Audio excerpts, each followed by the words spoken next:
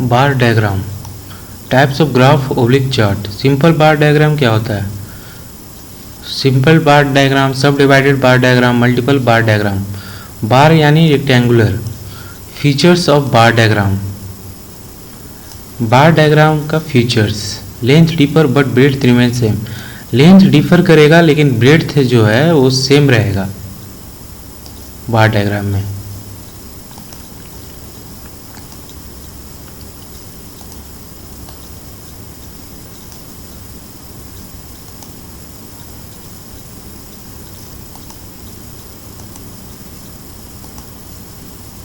Bars equidistance एक दूसरे से होगा, मतलब इक्वल डिस्टेंस पे होगा। सारे बार्स एक कॉमन लाइन पे होगा। Types of bar diagram, simple bar diagram क्या होता है? Simple bar diagram represents only birth rate, मतलब वो सिर्फ बर्थ रेट को रिप्रेजेंट करेगा। जैसे 2001 में बर्थ रेट 71, 2002 में 68, इस तरह से।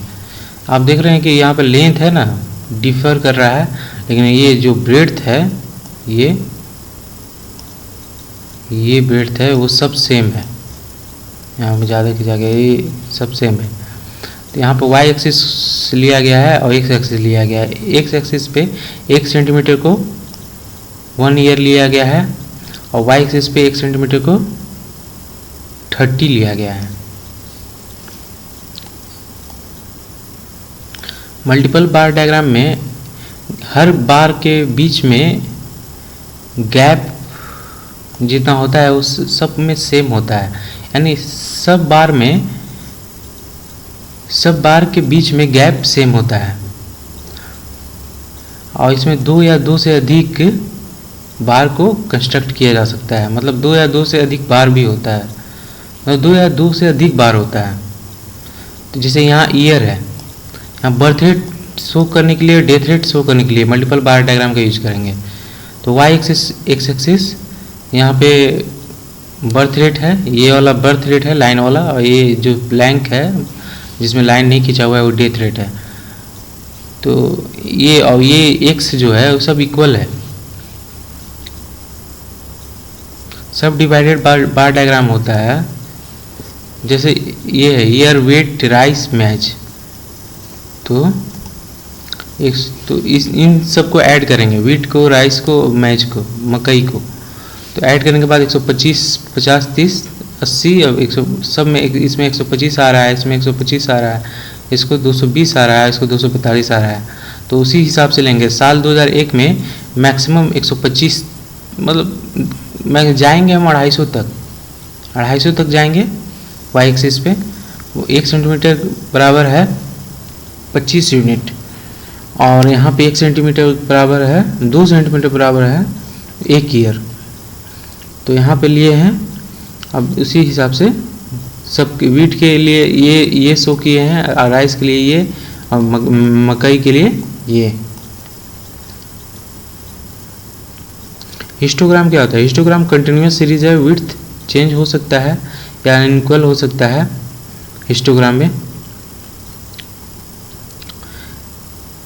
Inclusive form convert into exclusive form in case of histogram, मतलब हिस्टोग्राम के केस में इनक्लूसिव फॉर्म को कन्वर्ट करते हैं एक्सक्लूसिव फॉर्म में। यानी इसका मतलब ये है कि इसमें कोई गैप नहीं होगा, क्लास इंटरवल सेम होगा, विड्थ सेम होगा। यदि क्लास इंटरवल सेम है तो विड्थ भी सेम होगा।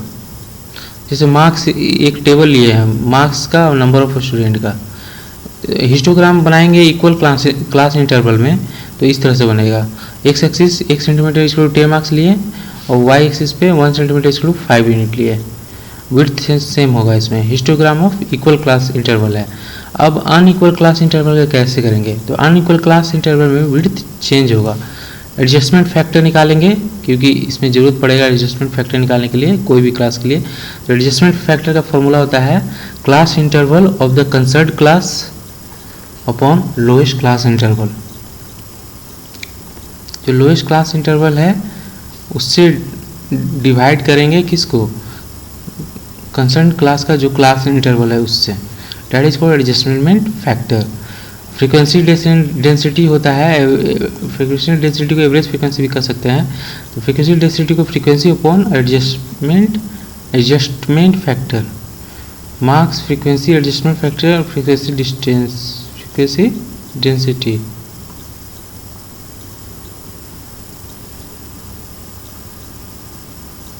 Frequency density in each class interval average frequency come, frequency her class interval में एवरेज फ्रीक्वेंसी आता है, लोएस्ट क्लास इंटरवल 5, इस तरह से।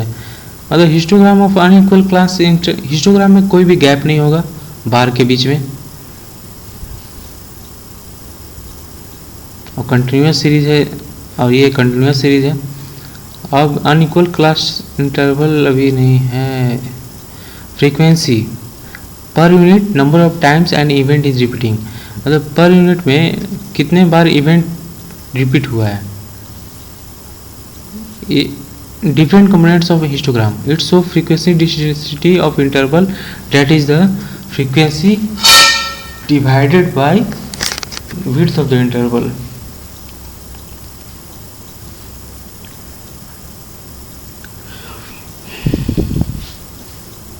area covered by the bar, area covered by the bar, so this area show the frequency of the observation in the interval.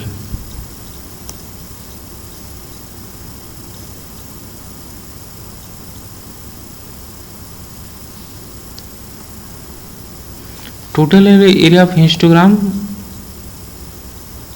Number of data के बराबर होगा।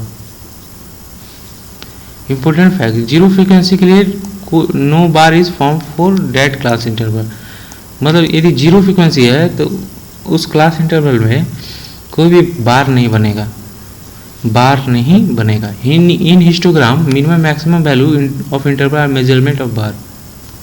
Frequency density होता है frequency of each class upon number of units of class interval.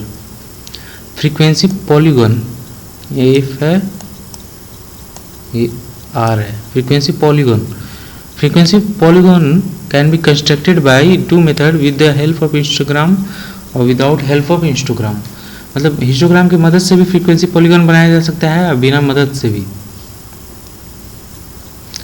तो पहले histogram की मदद से कैसे बनाएंगे फ्रीक्वेंसी पॉलीगॉन, तो क्लास मार्क इंपॉर्टेंट है। क्लास मार्क होता है lower limit plus upper limit by 2।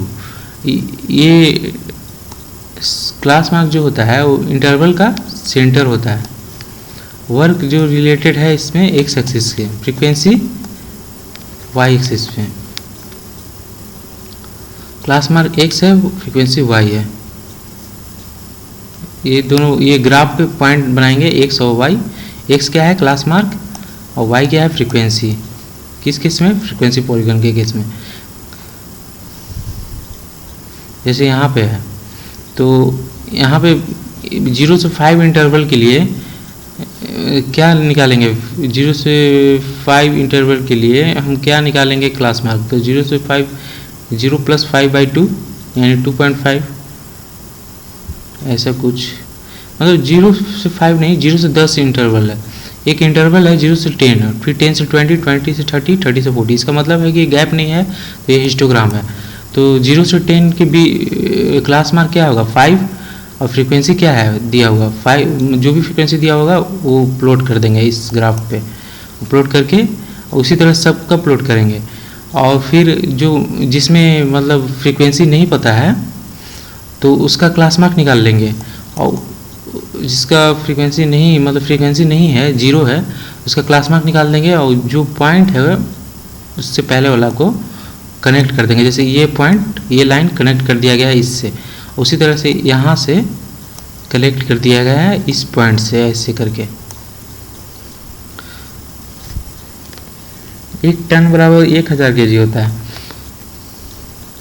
The surface under the frequency polygon is exactly the same as the surface of histogram, that is represent same amount of data। मतलब frequency polygon के under जो surface होगा वो same होगा histogram के surface के बराबर, और ये रिप्रेजेंट करता है सेम अमाउंट ऑफ डाटा। मतलब जो पॉलीगन के अंडर जो सरफेस होगा ना वो हिस्टोग्राम के सरफेस के बराबर होगा, और दोनों एक ही डाटा का अमाउंट जो होता है ना दोनों के केस में सेम ही है। पार्टिकुलर मतलब इंक्रीज वैल्यू हमेशा